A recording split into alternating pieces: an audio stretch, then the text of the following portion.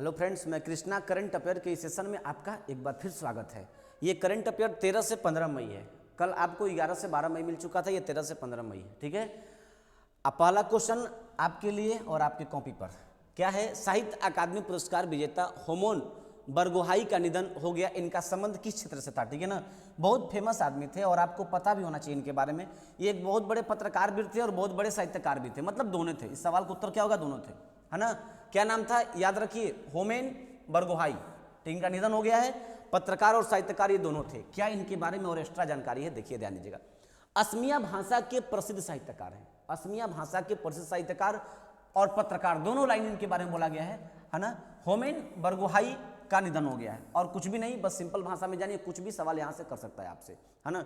इनका संबंध किस क्षेत्र से था? असम से था, है ना। असमिया भाषा के साहित्यकार और क्या थे? पत्रकार थे।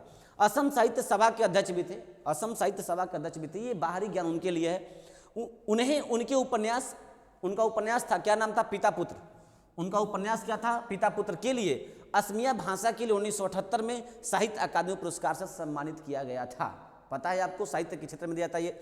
उन्होंने कई उपन्यास, लघु कथाएं और कविताएं भी लिखी थी। पीडीएफ जाएगा, इसको आराम से नोट करिएगा, पढ़िएगा, चीज़ों को मजा आएगा। चलिए, विश्व बैंक द्वारा जारी माइग्रेशन और डेवलपमेंट ब्रीफ रिपोर्ट के अनुसार वर्ष 2020 में कौन सा देश प्रेषण का सबसे बड़ा प्राप्तकर्ता बन चुका है? भारत। भारत, आपका प्यारा भारत 2008 के बाद ऐसा कारनामा करने वाला पहला देश बना हुआ है। ठीक है ना। चलिए ध्यान दीजिएगा, विश्व बैंक द्वारा जारी माइग्रेशन और डेवलपमेंट ब्रीफ रिपोर्ट के अनुसार वर्ष 2020 में प्रेषण का सबसे बड़ा प्राप्तकर्ता, प्रेषण मतलब किसी भी भेजने वाले के मामले में, ठीक है ना, भारत सबसे आगे है। देखिए नोट, भारत 2008 के बाद प्रेषण का सबसे बड़ा प्राप्तकर्ता रहा है। प्रेषण का मतलब होता है भेजना, जैसे कि अधिक से अधिक पैसा को हम कहीं मतलब दूसरे देशों में दे रहे हैं। ठीक है ना। 2020 के शीर्ष 5 प्रेषण प्राप्तकर्ता देश वर्तमान में अमेरिकी डॉलर में कौन है? भारत है। इसके बाद चीन सबसे अधिक मामले में। 2020 के शीर्ष 5 प्रेषण प्राप्तकर्ता देश वर्तमान में अमेरिकी डॉलर में कौन कौन है? भारत है, चीन है, मैक्सिको है, इसके बाद फिलीपींस और मिस्र है ना। धन भेजने वाले शीर्ष स्रोत देश, उनके बारे में जानकारी समझ गए ना। प्रेषण का मतलब धन भेजने के मामले में भारत 2020 में सबसे फर्स्ट नंबर पे है। 2020 में सबसे अधिक पैसा भेजने वाला देश संयुक्त राज्य अमेरिका, इतना बिलियन। ये सबसे आपको मतलब नहीं है, फालतू की चीज़ें, ये सबसे बस ज्ञान के लिए हमने लिख दिया। आपको पढ़ना होगा, पढ़ लीजिएगा, वरना इसमें कोई विशेष बात नहीं है, यहाँ से क्वेश्चन नहीं है। ठीक है ना। आइए देखिए, और फिर इसके बाद भारत में 2020 में पैसे भेजने का आउटफ्लो 7 बिलियन अमेरिकी डॉलर था। समझ गए ना। भारत आउटफ्लो कितना किया है? 7 बिलियन अमेरिकी डॉलर किया है 2020 में, और ना जो 2019 में कितना था? 7.5 बिलियन अमेरिकी डॉलर था। विश्व बैंक के बारे में अब यहाँ से इंपॉर्टेंट बातें। विश्व बैंक का मुख्यालय वाशिंगटन डीसी, संयुक्त राज्य कहाँ? अमेरिका में। विश्व बैंक का गठन जुलाई 1944 में। इस समय इनका अध्यक्ष कौन है? विश्व बैंक का डेविड मालपास, है ना। विश्व बैंक का नाम क्यों हो गया? क्योंकि जो ये सूची है, जो ये लिस्ट जारी किया है, कौन किया है? विश्व बैंक जारी किया, इसीलिए इसके बारे में पढ़ना पड़ा हमको। ठीक है, चलिए आपको भी याद रखिएगा ये सब चीजें।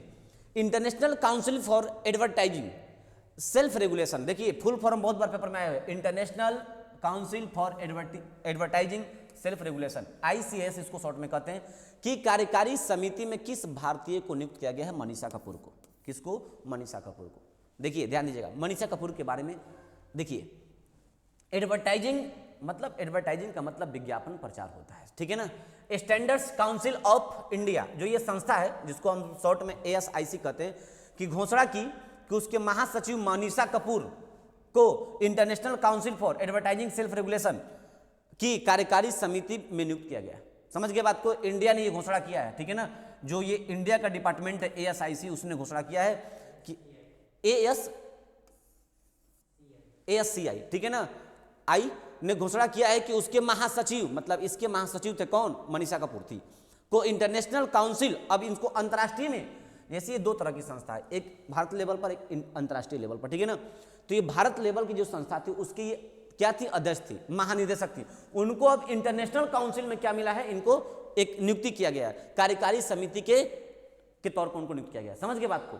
एक संस्था इंडिया में भी ऐसा काम करती है, एक अंतर्राष्ट्रीय लेवल पर होती है।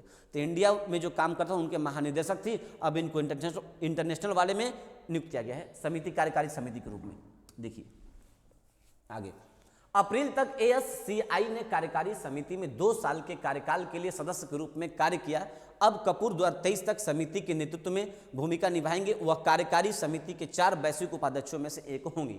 ठीक है ना, ये बस एक लाइन पढ़ने के लिए, बाहरी ज्ञान के लिए, वरना कोई पेपर से कोई फैक्ट इसमें नहीं है, बस वही इंपॉर्टेंट था। मनीषा कपूर को याद रखिएगा, उनका फोटो देखिएगा बढ़िया से। ठीक है, एक वैश्विक गठबंधन के रूप में ICAS को मजबूत करेंगी और SRO के बीच ज्ञान साझा करने की सुविधा प्रदान करेंगी। मतलब जो उन लोगों का काम वो अपना करेंगे, उससे कोई आपको दिक्कत नहीं है। इसके बाद ऑनलाइन स्पेस को उपभोक्ता के लिए अधिक पारदर्शी और निष्पक्ष बनाने के लिए स्थापित किया जाता है। ठीक है ना, ये जो लाइन है, विज्ञापन पारिस्थितिकी तंत्र में वैश्विक रुझानों की निगरानी की जा सके जिसका प्रभाव स्व विनिमय पर होगा, है ना। तो ये सब जो काम की लाइन है, छोटी मोटी, जहां टिक हम कर दे रहे हैं, आप एक बार इसको पढ़ लीजिएगा। ठीक है, चलिए मेन जो ऑब्जेक्टिव हम बना चुके हैं वही मेन खास है, सबसे इंपॉर्टेंट है। ये तो बाहर के लिए चीजें आपको जानने के लिए हम लिख देते हैं। ठीक है ना, ICAS के अध्यक्ष कौन है? गाय पॉरकर, याद रखिए, ये इंपॉर्टेंट है। ठीक है ना, ICAS का मुख्यालय ब्रुसेल्स, कैपिटल कहाँ? बेल्जियम। समझ गए बात को। भारतीय विज्ञापन मानक परिषद की स्थापना कब हुई? तो 1985 में, भारत वाले का। अब भारतीय विज्ञापन मानक परिषद का मुख्यालय का है? मुंबई में, है ना। देखो, ये सेंट्रल हो गया, ये इंडिया वाला हो गया। समझ गए दोनों की बातें, कहानी आपको समझ में आ गई। अब देखिए, अर्जुन पुरस्कार विजेता चंद्रशेखर का निधन हो गया है। ठीक है ना, इनको देखिए बढ़िया से। उनका संबंध किस क्षेत्र से था? तो टेबल टेनिस से, टेबल टेनिस से इनका निधन हो चुका है। अर्जुन पुरस्कार विजेता थे, एक इंडिया के बहुत बड़े जाने माने खिलाड़ी थे ये। 3 बार के राष्ट्रीय टेबल टेनिस चैंपियन में पूर्व अंतर्राष्ट्रीय पैडलर वी चंद्रशेखर का निधन हो गया। उनका संबंध किससे था? टेबल टेनिस से। बस ये बात आपको जाननी है। वह तमिझांगा टेबल टेनिस एसोसिएशन के वर्तमान अध्यक्ष भी थे। 63 वर्षीय चंद्रशेखर ने 1982 में अर्जुन पुरस्कार इनको प्राप्त हुआ था। ठीक है ना, टेबल टेनिस के बहुत अच्छे खिलाड़ी का निधन हो चुका है भाई, इंडिया के रहने वाले थे। सीता श्रीकांता के साथ चंद्रा की आत्मकथा my fight back from death door का प्रकाशन 2006 में हुआ था। ठीक है, इन्हीं का एक था, सीता श्रीकांता के साथ चंद्रा की आत्मकथा इन्होंने लिखा था। आगे, भारतीय मूल की किस भारतीय महिला को विश्व खाद्य पुरस्कार 2021 सम्मानित किया गया? बहुत इंपॉर्टेंट क्वेश्चन है, बहुत इंपॉर्टेंट। ठीक है ना, शकुंतला हरक सिंह को। भारतीय मूल की किस भारतीय महिला को विश्व खाद्य पुरस्कार 2021? हर पेपर में आता है, हर पेपर में आता है। ठीक है ना, किसको मिला है? शकुंतला हरक सिंह। बोलते रहिए, सुनते रहिए, याद रहेगा बातें। चलिए ये देखिए, भारतीय मूल की वैश्विक पोषण विशेषज्ञ डॉक्टर शकुंतला हरक सिंह को थिलस्टेड को वर्ष 2021 का विश्व खाद्य पुरस्कार दिया गया है। बस ये बात आप याद रखिए, विश्व खाद्य पुरस्कार। बाकी आपसे कोई दिक्कत नहीं है, आप इसको रीड कर लीजिए। उसने समुद्री भोजन और खाद्य प्रणालियों के लिए एक समग्र और पोषण के प्रति संवेदनशीलता दृष्टिकोण विकसित किया और अपने शोध के लिए एक पुरस्कार प्राप्त किया। ठीक है ना, तो ये सब जो इंपॉर्टेंट लाइन है, क्या पुरस्कार किसको मिला, बस सिंपल चॉइस। इस साल समिति एक ऐसे व्यक्ति का चयन करती है जिसे इतना डॉलर की उपाधि और पुरस्कार राशि से सम्मानित किया जाता है। इकाई, दहाई, सैकड़ा, हजार, 10,000, लाख, 2,50,000 डॉलर की राशि सम्मानित किया जाता है। ठीक है ना, विश्व खाद्य पुरस्कार से अपनी वेबसाइट पर कहा कि बांग्लादेश की छोटी मछली प्रजातियों पर डॉक्टर शकुंतला द्वारा किए गए शोध सभी स्रोतों पर संवेदनशील दृष्टिकोण विकसित करने में मददगार साबित होंगे। इसकी मदद के लिए एशिया और अफ्रीका में, ठीक है, देखिए, में रहने वाले लाखों गरीबों को बहुत पौष्टिक आहार मिलेगी। मतलब इन लोगों का जो काम है उस पर अपना ये काम की, उनको फिर विश्व खाद्य पुरस्कार मिला। विश्व खाद्य कार्यक्रम का मुख्यालय ये याद रखिए आप, रोम, इटली में। इसकी स्थापना 1961 में। ये लाइन इंपॉर्टेंट है, बाकी पीछे से कोई मतलब नहीं है आपको, केवल शकुंतला हरक का नाम याद रखिएगा। अब विश्व खाद्य पुरस्कार का बस 2 बातें, इसके बाद इन दोनों संस्था का स्थापना, बाकी फालतू चीज से आपसे कोई मतलब नहीं है। ठीक है, चलिए अब देखिए, भारतीय महिला क्रिकेट टीम के हेड कोच किसे बनाया गया है? रमेश पवार को।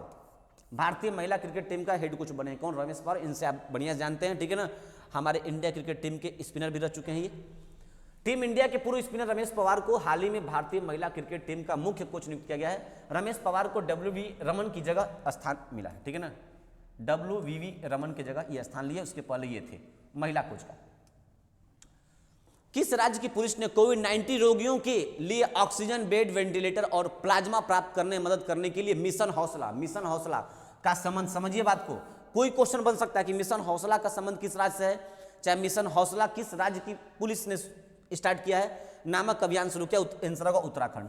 उत्तराखंड की पुलिस ने कोविड-19 से निपटने के लिए काम, उस मिशन क्या नाम? मिशन हौसला। याद रख लीजिए कान खोल के बढ़िया से। ठीक है, चलिए ये देखिए, उत्तराखंड पुलिस ने लोगों को कोविड-19 रोगियों के लिए ऑक्सीजन बेड, वेंटिलेटर और प्लाज्मा प्राप्त करने में मदद करने के लिए मिशन हौसला नामक एक अभियान शुरू किया है। समझ गए जी।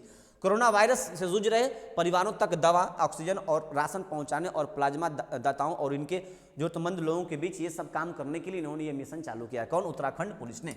चलिए, ये सब बातें आप रीडिंग कर लीजिएगा। चलिए, सिंथेटिक कैनबिनोइड्स पर प्रतिबंध लगाने वाला दुनिया का पहला देश कौन सा? ठीक है ना। देखो भाई, सिंथेटिक कैनबिनोइड्स पर प्रतिबंध लगाने वाला दुनिया का पहला देश कौन बना है? चीन बना है। ठीक है ना। अब ये क्या है, कैसे काम करता है, तुरंत आपके सामने आ जा रहा है। ठीक है ना। देखिए क्या है, चीन सभी सिंथेटिक कैनबिनोइड पदार्थों पर प्रतिबंध लगा दिया। ये एक प्रकार का पदार्थ है सर, जो कि सिगरेट में यूज होता है, जो इलेक्ट्रिक सिगरेट होता है ना, उसी में यूज होता है। ये सब करता क्या है कि अगर मान लीजिए आप जो ये सब सिगरेट आप यूज करते हैं तो थोड़ा सा सब कुछ तो बेकार करेगा ही, आपके लंग्स को खराब करेगा, फेफड़े को बर्बाद करेगा वो, लेकिन कुछ समय लगेगा। लेकिन अगर आप सिंथेटिक कैबिनोट अगर मिला हुआ पदार्थ का यूज करते हैं, तो जैसे इलेक्ट्रिक जो सिगरेट होता है उसमें इस पदार्थ का यूज होता है मुख्य रूप से, तो बहुत जल्दी आपका फेफड़ा या लंग्स खराब हो जाएगा। ठीक है ना। इसीलिए चीन सरकार ने इस पर प्रतिबंध लगा दिया है, बोला है कि ऐसा पदार्थ यूज नहीं होगा। चीन दवा के निर्माण और तस्करी पर अंकुश लगाने के लिए कोशिश कर रहा है कि ऐसे गलत कामों से अंकुश लगा सके। झिंजियांग में इसका उपनाम आमतौर पर क्या है? नताशा है ना। सिंथेटिक कैनबिनोइड का उपनाम झिंजियांग सर जो चीन का है, वहां पे उसको लोग नताशा कहते हैं। इसके बारे में और देख लीजिए क्या क्या लाइन है। सिंथेटिक कैनबिनोइड्स क्या है? अत्यधिक छलावरण वाले होते हैं क्योंकि कुछ ई सिगरेट के तेल में पाए जाते हैं और कुछ पत्ती, फूलों और पंखुड़ियों आदि से बने कट तंबाकू में पाए जाते हैं। समझ गए? ये लाइन आपको स्पष्ट कर दिया होगा रियल में है क्या। सिंथेटिक कैनबिनोइड सबसे अधिक दुरुपयोग वाले नए मनोसक्रिय पदार्थों में से एक बन गया है। कैनाबिनोइड पदार्थ समाज के लिए एक गंभीर खतरा पैदा करता है, जहां ऐसे पदार्थों का दुरुपयोग जानबूझकर चोटों और खराब ड्राइविंग जैसी घटनाओं में को जन्म देता है। मतलब कि अब हम नशा में करेंगे, कोई भी चीज काम करेंगे तो ड्राइविंग बेकार करेंगे, हर कुछ घटना भी हो सकती है मेरे साथ है, वही बात लिखा गया और कुछ भी उसमें नहीं। चीन की राजधानी बीजिंग, चीन की बात हो रही थी तो है ना। चीन की मुद्रा क्या है? रॉनबिनबी। आज चीन के राष्ट्रपति कौन है? सी जिनपिंग। ये सब कॉमन बातें हैं, आपको पता होनी चाहिए। किस संस्था ने ग्राहकों के लिए सोने में निवेश करने के लिए एक डिजिटल प्लेटफॉर्म डिजी गोल्ड लॉन्च किया है? डिजी गोल्ड, ठीक है ना। अपने ग्राहकों के लिए किस संस्था ने ग्राहकों के लिए सोने में निवेश करने के लिए एक डिजिटल प्लेटफॉर्म जिसका नाम है डिजी गोल्ड लॉन्च किया है? ठीक है ना। एयरटेल पेमेंट बैंक ने लॉन्च किया है। ठीक है, ध्यान दीजिए। एयरटेल पेमेंट्स बैंक ने ग्राहकों के लिए सोने में निवेश करने के लिए एक डिजिटल प्लेटफॉर्म डिजी गोल्ड लॉन्च किया है। डिजी गोल्ड के साथ एयरटेल पेमेंट्स बैंक के बचत खाते के ग्राहक एयरटेल थैंक्स ऐप का उपयोग करने में 24 के सोने में निवेश कर सकते हैं। जैसे कि हम लोग पैसा सेविंग करते हैं अकाउंट में, तो सोना भी सेविंग होता है। समझ गए बात में? और आपको ये बात पता होनी चाहिए बढ़िया से। ये देखिए, ग्राहक अपने परिवार और दोस्तों को भी डिजी गोल्ड उपहार दे सकते हैं जिनका एयरटेल पेमेंट्स बैंक में बचत खाता होगा, है ना। एयरटेल पेमेंट्स बैंक के एमडी और सीईओ कौन है? नम्रता विश्वास। एयरटेल पेमेंट्स बैंक का मुख्यालय कहाँ है? नई दिल्ली में है। और एयरटेल पेमेंट्स बैंक की स्थापना कब हुई? जनवरी 2017 में। ये 3 लाइन इंपॉर्टेंट नहीं, महा इंपॉर्टेंट है, आपको ये बात जाननी पड़ेगी। चलिए, हरित ऊर्जा पुरस्कार लो आ गया। जैसे विश्व खाद्य पुरस्कार था, उस प्रकार हरित ऊर्जा पुरस्कार से किस भारतीय संस्था को सम्मानित किया गया? इरिडा को, है ना। किस भारतीय संस्था को? इरिडा को सम्मानित किया गया। ठीक है ना। इरिडा के बारे में आपको पढ़ना चाहिए, जानना चाहिए। इरिडा भारत की कैसी संस्था है? ठीक है ना। Note, Indian renewable energy development agency limited, इसी को इरिडा बोलते हैं। देख लो, इसी का फुल फॉर्म है। को हरित ऊर्जा वित्त पोषण में उनकी महत्वपूर्ण और विकासात्मक भूमिका के लिए यह पुरस्कार इरिडा संस्था को मिला है। ठीक है ना। अब बाकी चीज आप पढ़ेंगे, इसमें क्या क्या कहानी है। चलिए, अंतर्राष्ट्रीय सौर गठबंधन डॉक्टर अजय माथुर से प्राप्त किया गया है। इरिडा क्या है? इरिडा जो नवीन और नवीकरणीय ऊर्जा मंत्रालय के प्रशासनिक नियंत्रण में है, देश में अक्षय ऊर्जा और ऊर्जा दक्षता परियोजना के वित्त पोषण के लिए भारत एकमात्र समर्पित संस्थान है। बहुत इंपॉर्टेंट लाइन है, बहुत इंपॉर्टेंट लाइन, आपको इरिडा के बारे में जानना चाहिए। ठीक है, उम्मीद करते हैं कि आपको ये करंट पेपर अच्छा लगा होगा। कमेंट करके जरूर बताएं। फिर कल इसी सेशन में फिर हम आपसे मिलते हैं। Thank you, bye bye.